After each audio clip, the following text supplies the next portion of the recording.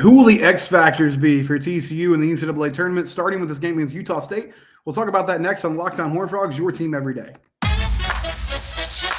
You are Locked On Horned Frogs, your daily podcast on the TCU Horned Frogs, part of the Locked On Podcast Network, your team every day.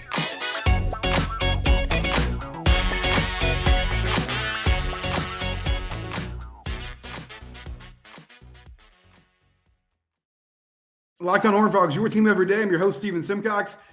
Happy tournament day. Today, the madness starts. I know we've had first 4 games on Tuesday and Wednesday, but today is really where the tournament begins. And tomorrow, TCU will take on Utah State in an 8-9 matchup. Frogs are the 9 seed. Winner will most likely get Purdue, even though I should probably stop saying that so flippantly, because as good as Purdue has been this year, they did lose to Farley Dickinson last year in the first round. They're playing a Grambling State team tomorrow. And, Grambling won their game last night in overtime over Montana State. Exciting ball game.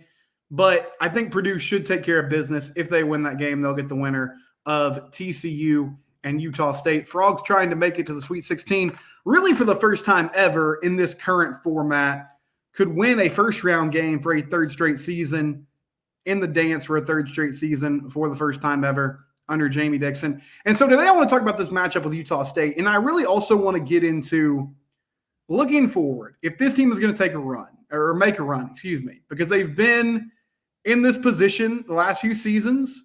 A few years ago, they were an 8 seed and they took on Arizona after beating Seton Hall. Great game. End up losing in overtime. Tough loss for the Frogs, but they played really well. They presented themselves really well. Mike Miles had a great game. Eddie Lampkin played well. Emmanuel Miller stepped up. And it felt like that group was moving towards doing something really special. Next year, similar results. Mike Miles dealt with some injuries, weren't necessarily as good in the regular season as you thought they could be. Closed the season fairly strong, though, made the tournament, beat Arizona State, needed almost a buzzer beater from Jacoby Coles to do it, but they did win that game. Then played Gonzaga. Frogs were the 6th seed. Gonzaga was the 3 seed and did not play extremely well against Drew Timme and company. Kind of stayed in that game, but never felt like they were going to break through and get it done. The path this year to get to the second weekend will be beating Utah State first and then most likely Purdue, unless Grambling State pulls off the great upset and getting to the Sweet 16. How could they do that? Because I think TCU is a good basketball team, right? As much hand-wringing as there has been at times because they've had some frustrating losses. The loss against Houston was tough. Granted, Houston looks like they might win the whole thing. They've had some, they had that loss to UCF, which was disappointing. They've also had some big wins this year. They've beaten good teams. Should have beaten Kansas and Allen Fieldhouse. They beat Baylor on the road. They beat Texas Tech earlier this season. Pulled off a win against Houston at home early in conference play. They've had good moments. And when this team is clicking, they've got multiple guys that can score. They're not a great defensive team, but they do well enough. And a lot of their offense is early in the shot clock. Transition, getting up and down the floor, using their athleticism to create havoc, create turnovers, and get it done. Now, Utah State, in typical kind of mid-major experienced fashion. Now, this group hasn't been together for a long time. Danny Sprinkle, the coach, who came over from Montana State, he didn't return any points or rebounds from last year's team when he took this job. This is all done through the transfer portal. But, Grant Osabor, Darius Brown, Ian Martinez, these are all upperclassmen that have played at different stops throughout their career. They don't turn the ball over a lot. Only 11 turnovers. They're averaging 11 turnovers a game this season. So they do a pretty good job taking care of the basketball.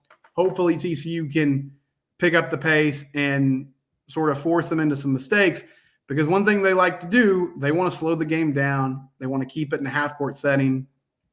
That's not where TCU thrives. But the bottom line is, even if you're a team that can get out and run and overwhelm people with your athleticism at times, in a tournament game, in a postseason situation, it's going to come down to, if it's a close game late, especially, but regardless of kind of how the game sort of plays out, you have to be efficient in the half court. And TCU has not done a great job of that lately on the offensive side of the ball. So how can they improve that? How can they sort of turn the tide and do some things they haven't done as well lately that would lead to making a run? I think there's a couple players that could really break out and make a huge difference. A lot of the half-court issues, in my mind, are predicated on the fact that TCU just lately hasn't had a lot of guys stretching the floor. I mean, they don't have players that are shooting the ball really well in spot-up situations. So it leads to somebody having to, in isolation, create their own offense, get to the bucket themselves. And it's tough to get good shots in those situations unless you just have like plus players, which I think TCU has good players. I'm not sure they're at their best when they're even, running like a two-man game off the pick and roll, kind of left their own devices trying to do it themselves. So how can TCU take pressure off of some of their playmakers like Jameer Nelson Jr., like Avery Anderson, who hasn't been super involved in the offense lately, like Emmanuel Miller, and give them more favorable matchups?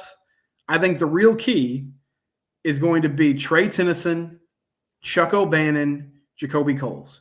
Because TCU is not a team that's just loaded with shooters. A lot of their players, and this has kind of been Jamie Dixon's history, and we can go back and forth on like, okay, is this the type of guy that he is targeting, or is this typically the type of player that is excited to play for Coach Dixon and that they are able to get through the recruiting process? But Micah Peavy has really improved his offensive game. He's still not really a supernatural like spot-up shooter, but he's become a threat going to the hoop, making things happen off the bounce, being a slasher off the ball, catching passes, trying to finish inside. Jameer Nelson Jr. and Avery Anderson are what I would call like volume scorers. I mean, they need the rock in their hands. They want to create off the dribble, and they're probably going to take a number of shots over the course of time they're playing, but you want them to feel comfortable with that green light because if they're in rhythm, usually they're able to put up good numbers. Tennyson is the guy on the team that is the best just spot up dead eye shooter. He's had a really good season shooting the basketball. He's tailed off lately, which is, I think, hurt this offense in general. But I mean, for the year from three, he's shooting 41%. Jacoby Coles is shooting 40%.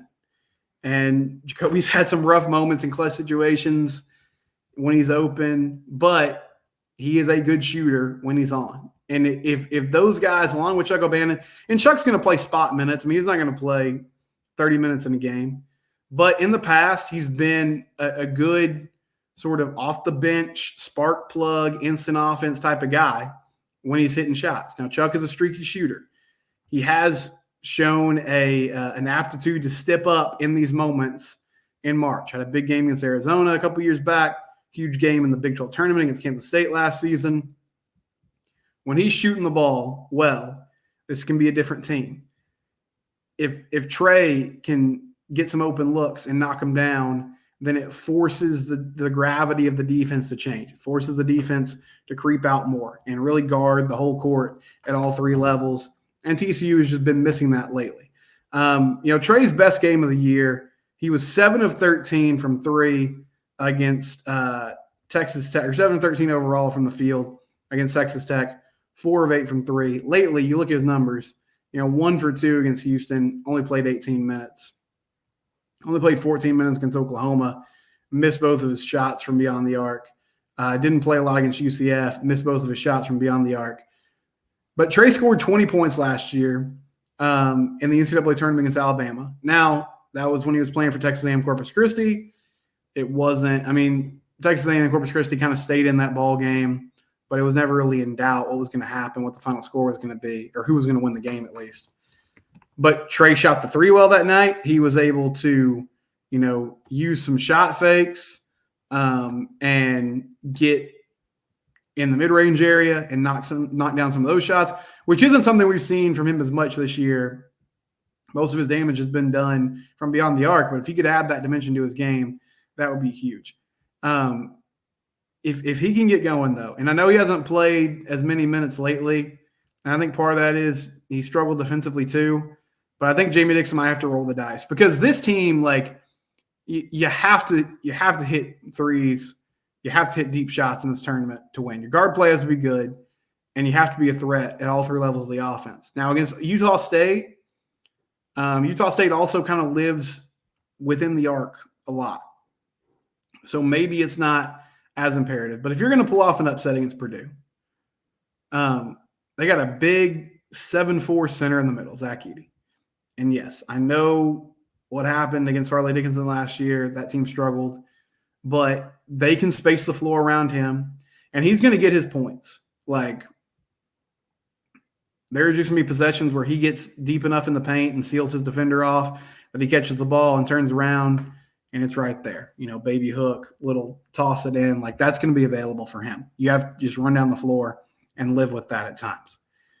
I think in a potential matchup with them, the thing that I'm more concerned about now, defensively, when he's on offense and you're playing defense, you're going to have to throw some different bodies at him.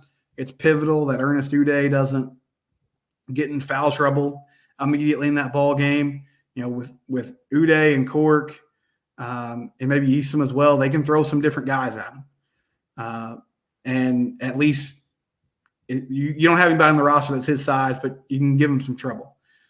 But he's going to get his points. I think really in a game against Purdue, the bigger challenge is going to be, can you find a way to lock down the guys around him so that you're not just constantly chasing shooters all over the floor, giving up open threes, giving out open looks to all their guards because, you're just so drawn to trying to protect the middle and not give him easy buckets. But you're going to have to throw different people at him, be physical, deny as much as you can, and just not allow him to catch the basketball. He's such a game changer on defense, though, because both for, TCU trying to get to the rack and also if they're going to have – and TCU's not a team that relies a lot on their big men scoring, but it's a huge plus. But if you're going to try to run at him in isolation, it's going to be tough sledding. And so if you can shoot from the outside, then that can draw him out a little bit. And maybe part of that too is hunting matchups, running screens, running sets that allow Emmanuel Miller, that match him up with Emmanuel Miller at least temporarily, so that Emmanuel, who can play in the mid-range, who can even play out beyond the arc at times, can pop out and force him, to come and show and guard and get his feet out of the paint, right? That has to be the difference in this ball game. But for guys like Tennyson, for guys like Coles and O'Bannon, hitting open threes is going to be the huge key. And those are the dudes that have to do it. Because when you talk about a lot of people complain about free throws. I think TCU is practicing their free throws. I don't feel like these guys are being lazy about this. I think the bottom line is they're just not a great shooting team. And they've overcome that through the years by playing with great effort. And I thought the intensity and effort on defense was better the last few games, rebounding the ball, guarding, committing to that side of the ball. But I've just kind of come to the conclusion a lot of the free throw woes are just the general fact that they don't have a ton of natural shooters on this team. But those guys can score, and they're comfortable shooting the rock. And they got to be confident in firing away in these tournament games, especially in this first weekend, if they're going to come away with a victory. Utah State's got some dudes. They haven't played a Power 5 team this year, but Mountain West is a really tough conference. Grado Sabor is going to be a load down low. You got to find a way to bother him. He's good at finishing through contact. He's not afraid of physicality. He kind of understands angles and where to get, within the paint to work and get it done. So I think they'll have to throw some different guys at him. And then they have some guards that just have a lot of experience and play really smartly alongside him that make things difficult. Darius Brown is another one of those players, averaging 13 points a game, almost 7 assists a game, that can run this offense really well and with relative ease. Ian Martinez as well. They've got some guys, Isaac Johnson, their center, can score a little bit. They've got some dudes who can play. And so you have to play a clean game, try to force them into some turnovers, speed up the pace, use your athleticism to get in transition. But ultimately, it's going to come down to, can TCU do a better job and be more efficient in half-court situations, especially late in the ball game when it's tight and you got to start converting on these possessions? How do they perform? And I think those guys that I mentioned, Tennyson, Coles, O'Bannon, those are really the keys that can really raise the ceiling of this team. If they can shoot well consistently, then it changes how teams can guard and divvy up their responsibilities against TCU that just forces them to think outside of, okay, we got to slow down Jameer, we got to slow down Emmanuel Miller, not allow these guys to get points off the dribble, not allow them to get inside, force them into executing their sets over the course of the shot clock. If you're shooting the ball well from distance, it makes a huge difference. TCU, Utah State, Friday night, should be a good one. When we come back, some of you had reactions to yesterday's show. Tommy Brockermeyer, TCU offensive lineman, he retires. What does that do for the Frogs moving forward? It's your team every day. Adventure, excitement. When I say those words, if you don't think of Nissan, you should. Go to shop now at nissanusa.com or shop now at nissanusa.com. That's where you need to go. Our bracket highlight, our bracket moments brought to you by our good friends at Nissan. The Auburn Tigers. I feel like our channel manager, Zach Blackerby, who hosts Locked On Auburn, he might have had something to do with this.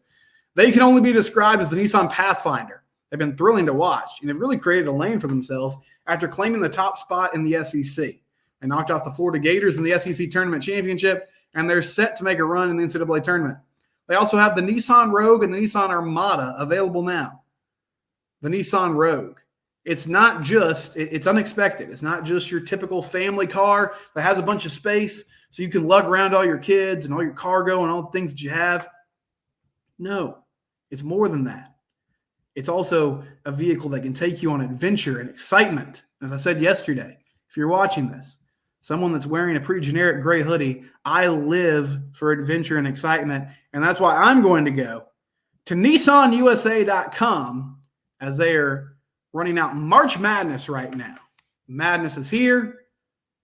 Pick your next adventure and choose a Nissan today, the Armada, the Rogue, and the Pathfinder. FanDuel. They've always got great deals going on. That's what I love about FanDuel. They're always like, hey, we just want to give a lot of money to your customers so they can bet on stuff. And we're like, fantastic, let's do it.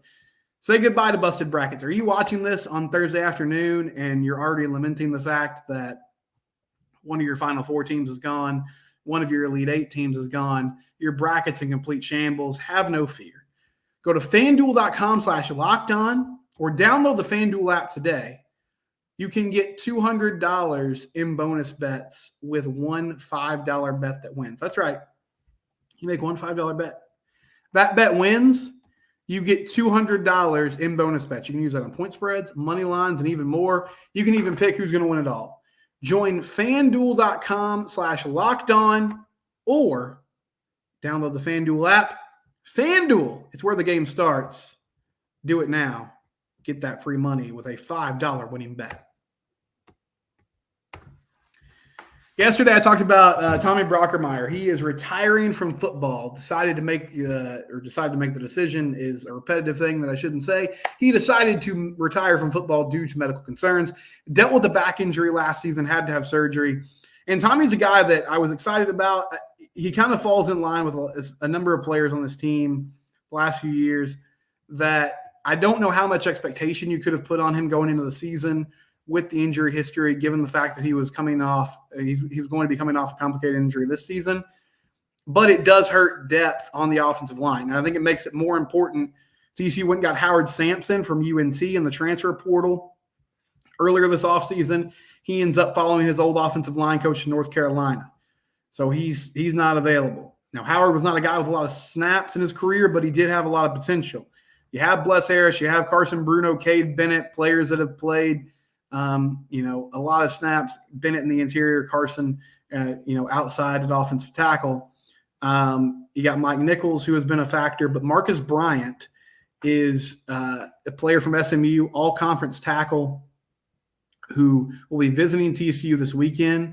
Now, he's got interest from a lot of different schools, SEC schools, so it's going to be tough, but if they could land him and maybe slot him in at one of those tackle positions, that would go a long way in solidifying this offensive line. Also, Branson Hickman, SMU offensive lineman, he'll be visiting this weekend as well, another transfer portal player who has played center for the Ponies for the last few years. He was an All-American Conference player this past season as well. So those two guys, if you could find a way to get them, that would be significant. A few of you chimed in on YouTube Jim Norris, you didn't mention those guys who came in for visits that are O-linemen or maybe haven't arrived yet. Yeah, that's who I was talking about. I'm sorry if I didn't make that clear in the video. These are not guys that have visited yet.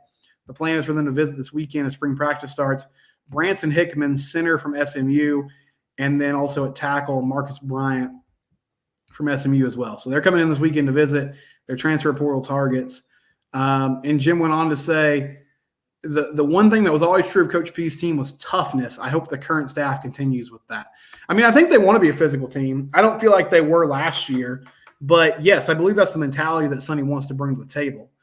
You know, he's talked about the importance of running the football. I know Kendall Briles was his background at Arkansas, and even really going back to the Baylor days. I mean, those were teams that could always run the ball. Like they were known for taking deep shots down the field, running that extremely high tempo. The big-time wide receivers that came through there. But they had some great running backs too. And they ran the ball by they would have those great pass plays and that ability to stretch the field, and then that created light boxes that they could run the ball in. And one thing that this season is going to have to happen for TCU, I think, to have a more successful running game is the ability to take the top off the offense. They didn't really have that last year. Now, they went and got Eric McAllister. Hopefully that's an upgrade in the vertical passing game. You want Josh Hoover to continue to excel in that. You know, Drake Dabney is also a guy at the tight end position that I think they can work over the middle and up the seam, and that could help too. But I feel like they want to be a physical football team. They didn't do a good job of it last year, though, Jim. You're right. And the toughness, the intensity, it's got to get back there. I would argue at the end of GP's tenure, I didn't consider those teams to be extremely tough. But that being said, I mean, a lot of his identity was on that group that made the national title run, and they were extremely mentally tough. And so they have to find a way to get that, formula back for this team to be really good. Apollo said, when the season hits, I'll be more active on this, but seeing these players go, man, the dream of a national title cannot be lost. Yeah, I mean, I have a ton of respect for Tommy Brockermeyer. I don't think, this is a loss. I'm not going to completely discount it. I just wasn't really expecting him to be a starter. So, I mean, you need depth on the O-line. I think if he could have contributed, that would have been fantastic. But I really think Tommy was a guy that maybe this next season you were hoping could slide in and be a real deal player for you. But it's a loss because he's got a ton of potential. And he was just one of those dudes that if it ever came together for him, I mean, you're talking about the size, the frame, the physical ability that he had shown. You're talking about an NFL lineman, and TCU needs that. They need those guys back on the O-line to continue to improve. Brian Caper said, what a shame. He had great potential. Yeah, it's unfortunate. I mean, nothing you can do about it. And I think it was, you got to protect yourself and protect your health. So I think in a lot of ways it was a brave decision by him to say, hey, I have to take a break from this. But I know it was a tough one for him. He's dedicated his life to this. And, it's a shame that potential couldn't be fully realized at the college level. Vincent Pryor said, man, I hope folks stop associating great father or cousin level of play with their trailing off in the spring. And he mentioned Arch Manning. Yeah, I mean, I think Tommy has family ties, but also he was one of the top rated players in the country coming out of high school. I mean, this was a dude that I don't think he fooled a lot of people. I really just do think it came down to the health and not being able to be active and stay on the field. I don't think it had anything to do with his ability. I believe he would have been a really good player if it all could have come together. And then Big Easy said, hey, Steven, it's cool that we disagree sometimes. And he said, I'm more of a homer than he is, and that he loves the show. Well, thank you for loving the show. Yeah, I can be a homer at times. I feel like on this show, I get criticized for being a homer or for being too critical. And that's fine. I think that actually means that I'm doing what I should do, because I as much as I am a fan, I do try to look at these things objectively. But it's impossible for me to, because I love TCU just like all of you do. And we're emotional about this, and that's great. And thank you for chiming into the show. I love that you listen and that you have opinions. Big Easy's not a huge fan of Jamie Dixon and where he's got the program. Totally get that. And I think we can talk about that all offseason. I just kind of want to get to the offseason first. So we'll see what happens here over the next few days. I do feel like they have a good chance to beat Utah State, and then we'll sort of see what happens when they take on Purdue if they get past Utah State on Sunday. We'll wrap things up with some baseball talk. It's Locked On Horned Frogs, your team every day. Do you need a new TV for the craziness that's coming over the next 4 days? You should buy a smart TV from Amazon. Amazon.com/LockedOnFireTV. Everything you need, movies, all the different apps that you want to download, live sports. It's all available on the Amazon Smart TVs. They also have the Fire Stick, which I use. Just plug that in the back of your current television, and you got access to that library as well. Amazon Fire TVs, great picture, great sound, cutting-edge technology, everything you want in your television. And they have a Locked On Sports channel as well. So you can watch shows like this every day on the Locked On Sports channel. If you want to learn more, again, that website, Amazon.com/LockedOnFireTV. Buy the Amazon Fire TV or the Fire Stick today to get access, to all the great things that Amazon has to offer. Huge weekend for TCU baseball. I hope it doesn't get totally lost in what is going to be a crazy few days of tournament basketball. And, of course, our top priority is that TCU game against Utah State. The women play North Texas tonight, by the way, at 6:30 in the WBIT, which is essentially kind of replaced the women's NIT as the tournament that's right below the NCAA. I'm excited for that group. I think that it's going to be good for them. They're not really a young team, but just getting the chance to play together more after what was a tumultuous season at times, I feel like a good postseason run is something they could build on and something Mark Campbell could build on in year one of his tenure. So they host North Texas tonight, 6:30 at Shalimar Arena. That's exciting. That game's on ESPN Plus if you want to watch it on TV. Baseball gets Oklahoma State in Stillwater. That first game's on Friday at 6 o'clock. So about perfect timing. You can watch that game. If it's a quick one, should be able to get done with it as basketball is getting ready to tip off. This, in my mind, is about as close to a must-win series as you can have this early in the year. I realize they can, go on a streak and kind of dig themselves out of the hole, but you don't want to end up 1-8 or 2-7. I mean, 3-6 isn't great either, but at least it would give you a chance if you start to get going over the next few weeks to put together a more respectable conference record. We'll see what the rotation looks like. I wonder if he moves Braden Sloan out, who struggled on Sundays. Frogs got to find a way to come out of Stillwater with a couple victories, though, because this thing can start fading fast if they don't start taking care of business and winning these ball games. Still in the top 25, surprisingly, still sitting there at 18, but we know baseball can take some time. It's not like basketball and football where we see changes each and every week, or at least drastic changes each and every week. We'll be back tomorrow to wrap up the week and preview the game. It's Locked On Horned Frogs, your team every day.